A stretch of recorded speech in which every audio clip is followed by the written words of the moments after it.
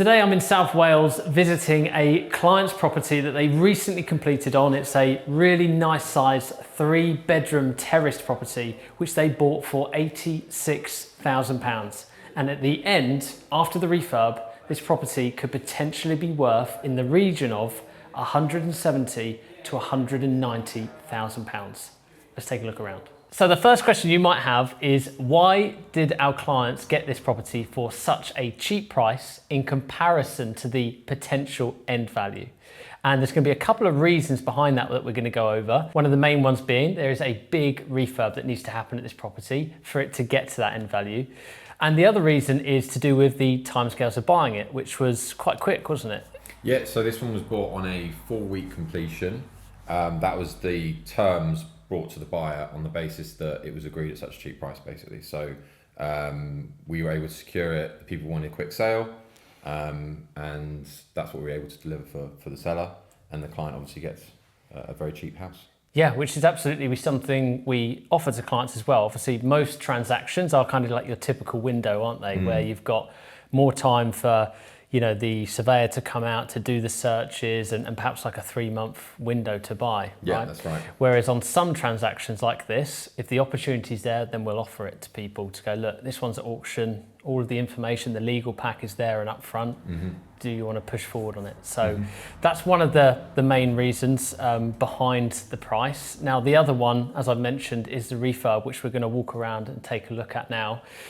What's your thoughts so far on what's happened, what works have taken place? Yeah, there's obviously a lot more to go, but there's also been quite a bit done as well. So there's a 50 grand budget on this refurb, and it basically needs everything doing, and that as well as the fact that it's a 100 square metre house. So there's a lot more to it than generally the typical size in the valleys.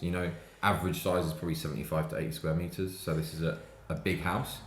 And yeah, so far, plastering's been done, first fix electrics, woodwork starts to be put in, and then there's the extra layout at the back, which we'll go and have a look at in a sec, where they're starting to change the shape of the house to add the bathroom and an extra utility room as well. So there's a few things going on. Yeah, so a nice big front room, and I think if we walk through and obviously show people watching the kitchen, mind the step there, as there's a step down into the kitchen. One of the things that I think that someone watching might think about, might worry about, is £50,000 seems like a lot of money on a refurbishment. In terms of like the projects we do, we see, like how many of them are at this level? Not that many, to be honest. We're probably averaging around 35 to 40. But when you start to deal with a much larger house where you need full central heating, you need to change the layouts, most of the projects we'll find will typically have something that you can retain, like central heating or a boiler, or the expensive bits. Generally, there'll be one or the other that you can retain. This house needed pretty much everything, plus extra sort of changes in the layout. So yeah, it's always going to be a little bit more. And all that square meterage as well, which really adds up. So like if you do your pricing, for kitchens, bathrooms, plastering, everything, right? If you've now got additional space, all of a sudden those cost lines all increase. Yeah. So the costs quickly run up, don't they? Yeah, so, that's right. But that's reflected in the purchase price and then also the end value, and the area as well. It's a great area. So you have to have that bigger refurb, but you get the bigger reward as well. Yep, cool. So absolutely, in terms of the kitchen space, it's a reasonable, decent size. Really good size, yeah. Like logical layout for the house. I think you've got a nice big kitchen area. We'll go through in a second to look at the bathroom. Really nice high ceilings, which is, I guess, a bit of a difference to the other houses we typically source, because this is a larger house. You've got bigger ceilings, just a bit more of a ground property really, so a bit more desirable as well. Yeah, absolutely. I'll quickly do these bits, as there isn't too much to say about these bits. We've got a small bathroom here at the back of the property. I say small, but certainly enough space for a 3-piece suite, certainly big enough for a family. A lot of the double glazing was all savable, which is really good, because again, having to replace the windows, the doors can quickly add up, and you can quite quickly spend £3,000 or £4,000 on replacing windows, and obviously £1,000 per front and back door as well. So the 3-piece suite will go in here, as well as obviously a lot of plumbing works to be done. And then at the back of the property now, which I'll overlay some footage, we've kind of got this small alcove area on the other side of the bathroom. And this is really just going to be plumbed in so that it's a good utility area. So probably your washing machine, your dryer, and you've got access here out into the courtyard garden as well. Let's head back upstairs, or let's head upstairs, shall I say, and let's talk a little bit more about the refurb and how we make sure that costs don't run up too quickly. So one of the things I wanted to talk about in this room was actually about, I guess, how we make sure that when a customer buys a property and we say it's going to be £50,000, it's not going to be £70,000, which obviously would be a considerable amount of money on a property. But there are a lot of instances where you hear of these horror stories where people are like, oh, I was told £14,000 and it ran up to £40,000, and different scenarios like that. We obviously like to protect our clients as much as possible. I thought you could maybe talk a little bit more about... So just from the experience of, again, speaking to the clients and how we operate, where a lot of people have bad experiences, they come on board and they get quoted X amount, but it can be they don't actually have transparency of what the builder's pricing is, or it's an element of guesswork. What then happens on the back end is then that when the client actually does the refurb, it can end up being 10, 20 grand more. Now what we do to ensure that doesn't happen is once we basically have quoted the work that requires doing, not only do we have a great relationship with our builder and we have their price list, during the conveyancing period, we then get the builder to go and fill out the pricing, which I think is so important, because if you don't do that, if we find a 10 grand difference of an extra additional amount of 10,000 work that needs doing, we'll then either try and rectify that or realise that it's not originally what we offered you. So then the deal has changed, where so many people either just accept it, or just, again, accept it and are very unhappy, or just accept it and that's the game, but then you're purchasing potentially from a source a completely different deal. If, for example, you've got an extra 20 grand now you're throwing in based on the extra money on the refurb. Which I think is quite crazy that people would do accept that. Well, if there's massive discrepancies, it's just not on. Now, I will caveat that in saying, like, I've bought plenty of refurbs and I've had, plenty of properties where I've had the builder go out to look at the refurb during the purchase, and the builder said, yeah, £30,000, no problem, you're absolutely spot on. Then during the refurb, they find an extra couple of £1,000. I think it's always important in property to say that there's going to be those unexpected costs, isn't there? But I think that it's something that you can really protect people against by doing. So it's something that you arrange, don't you? For So the general process is obviously we will estimate the refurb, but we're pretty good at that because we know what the costs are for the build team we use.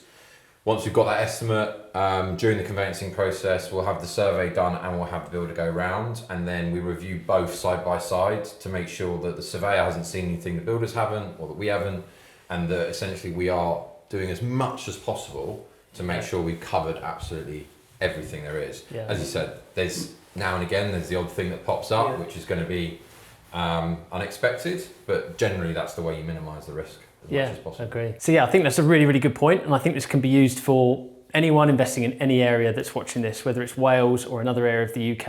I think it's so important to try and learn the pricing of your area.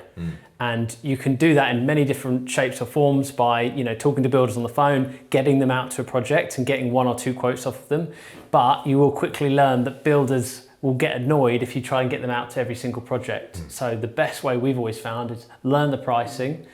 Obviously, then you can make your offers on properties. And then if something is accepted, then you can quickly get the builder around to firm up the pricing. And the builder's happy because they're coming out to a project which they know is proceeding, it's going ahead. Definitely. I think also to touch on that, the best thing you can do to become better at property investment when it comes to these sorts of projects is really understand what goes into the build of it. It's all very well knowing the pricing, but it's actually understanding, being able to visualize what does that process look like. And I think as a team, we try and work hard to understand that. So when things prop up, you understand, okay, how complex is that to fix? How much might that cost? Or when you're reviewing a project before it's even gone out to clients, you can sort of estimate times, level of work, labour, materials, all that sort of thing. And that comes over time, obviously, but you also have to put a lot of work into actually just trying to figure it out as you go. Yeah, I think fully learn that process is such an important tip. So, well, let's talk about this room. It's actually, compared to some of the smaller houses you see, this is actually a pretty good third bedroom in terms of size. Like there's 5 of us standing in this room in total, and there's a decent amount of room around us. The boiler's behind you right now, which is being relocated out of this room. So you can ignore that and ignore the plastering on the walls, as that all needs tidying up and will be done in the near future as well. Yeah, so that's going downstairs to the bathroom, isn't it? Correct, yeah. Literally directly below. So it's actually quite easy to relocate that because it just goes straight down. Straight down, and I think they're so much tidier to have them in kitchens or bathrooms as opposed to bedrooms, if it can be helped. Not in every, can't be helped in every single case, but in most cases. So, but let's take a look at the other rooms, because again, this is big property, so goes without saying, bedroom number 2, and the plastering's actually really, really nice. Looking really good, in these rooms as well. So it's kind of hard to have the vision of this property at this moment in time because we still haven't got any skirting on the walls, got no radiators. We haven't had the second fix electrics done, but again, as a bedroom, decent size. Really good size. So I'm curious with this one, when you come in here, straight away you feel that size difference, with it being approximately 100 square metres opposed to 75, 80 the previous property we were in. I'm curious, again, you can feel it with the larger bedrooms. In terms of, obviously it's going to affect the end value, but also in terms of the rents, are we looking realistically, again, similar property of, say, a larger size, are you looking, do you reckon, typically a significantly larger rent for the property that's 100 square metres opposed to the 80? Yeah, really good question. I think like the higher up you go, the rent doesn't quite jump up as much in correlation to the price, but certainly, still obviously gets more rent, and that is partially because of the area. We are in an area much closer to the main cities, so that's one reason. Obviously, the size being another. This being kind of a nice residential area of high value, so they're kind of all factors that someone might pay a premium for.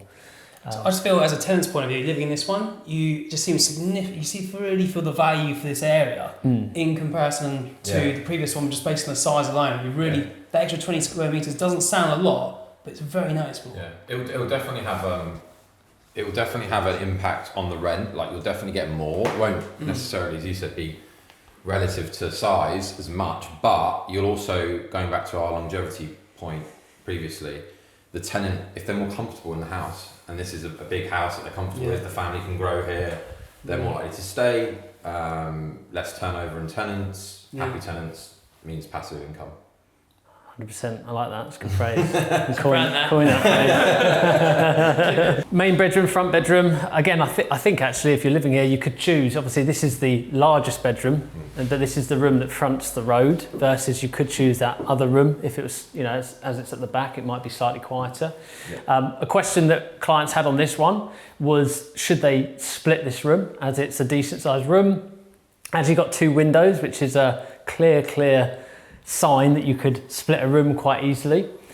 They asked, should they make it into a 4-bed as opposed to a 3-bed? Again, we try not to, tell them exactly what to do, because it comes down to, case-by-case scenarios. But in this situation, we said that, listen, if you're trying to get really good rent or really good sale price, if they were to flip it, then all the comparables that we've seen are decent sized 3 bedrooms. They're good family homes that are 3 bedrooms, as opposed to trying to cram in that 4th bedroom where now you kind of get 2 way smaller rooms as well. So I think they've made the right decision in going with the 3-bed. What do you guys think? Yeah, I think so. There is a scenario where a 4-bed will be in demand, because obviously now and again you'll get a larger family looking for somewhere. But generally speaking, I think when you speak to the agents in the local area, a 3-bed with a larger main bedroom is more desirable, because at the end of the day, mum and dad are the ones that are going to be paying for it. They want a nice big bedroom for themselves, and as long as they've got enough rooms for the kids to be in, then that's a desirable layout for them. So with these typical style properties as well, am I right? I think it's far more common for it to be a 2 or 3-bed. So if you're doing that conversion to a 2 to 3-bed, there's going to be loads of 3-bed comparables. But if you're doing a 3 to 4, significantly less in comparison for, again, that quarter-mile, half-mile radius. So is it going to be a lot harder for that 4th bedroom to push up a lot of end value, because there's going to be less comparables compared to doing the 2 to 3-bed move? Yeah, it's a really good point. We always go off of comparables. Yeah. So if there was a load of 4 beds Yeah. that had sold or been rented, then you could. Well, we're aiming to push to do Then that you push possibly, for but that, if you haven't got the data, Then you're kind of shooting in the dark, hoping that a surveyor, valuer is going to come out and say, "Oh yeah, that's worth more money." But if they don't have the data, if they haven't got kind of doing it comparables, blind, aren't you? you are a little bit. Yeah. So good point. Thank you. So at this point in the video, I know you like it when we share the numbers, and we've talked about how can you get better at quoting refurbs and understanding how much they cost. Well, what better way than actually running through the approximate costs that this refurb is going to come to. So if we start out, I've got the sheet in front of me, which is what I'm going to run through. We're going to start out with the rip out and removal costs. Okay, people underestimate this, but it takes quite a lot to rip out a big property like this. You've got all the old pipe work, the old wiring, you've got old kitchens, bathrooms, whatever furniture and things were left here behind. So that's going to require like a waste team or a crew to come in and to do all of that removal, as well as having skips in order to do that as well. So the total that we've got down here for that is £3,300. Again, because there was lots to do and it was a big property. Remembering that as I go through this refurb, there certainly are going to be slightly more expensive than some of our other refurbs because of the size of this house. The next one is the damp works. Again, this property, being an older property, if they haven't previously had the damp works done, and they're obviously showing signs of it, then you absolutely have to act towards that. So when we're going out and we're pricing up refurbs, it's something that we're actively looking at because we don't want for someone to have a problem further down the line. So in this property, obviously, it's going to be a case of sorting out the different walls that have that damp works, where it has been done now. And that's totaling £3,000 worth of cost. Damp works can quite quickly add up. In terms of electrics, so obviously at this point we kind of stripped the property back to its bare bones. We've then solved the problem of the damp. Now we're starting to start the process of rebuilding it. So first fix electrics. A rewire in properties in South Wales typically is coming in at about 3,600. In this property, again, because it's slightly larger, £4,000 is what we've allocated towards this, and the builder has confirmed. Plumbing, same thing again, first fix plumbing, so fitting the property out with the new pipe work, obviously things such as the boiler, etc., which are being relocated and replaced. That's coming in at £4,700. Again, slightly more expensive because you've got more pipe work, more radiators, more labour as well. Nothing that we need to worry about here in terms of like structural or insulation. So moving on to the next lines, the main thing is going to be plastering, which is, as you can see, what has recently just happened. Again, typically, slightly smaller property of 3 bedrooms might be like £6,000. This one's coming in at £8,500. And that's because not only have you got bigger rooms, but you've got higher ceilings as well. So there is a lot more space to be covered. And a property like this can take considerable amount more time than perhaps a smaller 2 or 3 bed would. So that's the plastering. Then we are on to the next phase, which hasn't started yet, which is obviously the carpentry. So it's replacing part of the staircase to make that safe. It's putting in the architraves, the skirting, hanging the doors, and everything that needs to be boxed in as well. Again, quite a bit of cost there, £4,300. Okay, that is the next thing that is going to happen at this property, and this property will gradually start to take shape from there. And of course, the next point after that will be now the exciting part. Now we bring the house to life by putting in things such as the kitchen. So the kitchen on this property, as the clients are kind of going for a midway spec between kind of like buy-to-let spec and flip spec, which I'll talk about in a bit more in a moment, they're looking at around a £5,000 spend on the kitchen. Okay, if we were going for just a buy-to-let cheaper spec, you might be at about 4,300, 4,500. Again, because they're going slightly above on this, it might come in at around £5,000. I will re-loop on the flip talk in one moment, okay? Bathroom then. As you saw, the bathroom isn't huge. It's a good size, but it's not huge. So again, not much more additional spend there. Three-piece suite coming in at about £2,500 for the material and the fitting.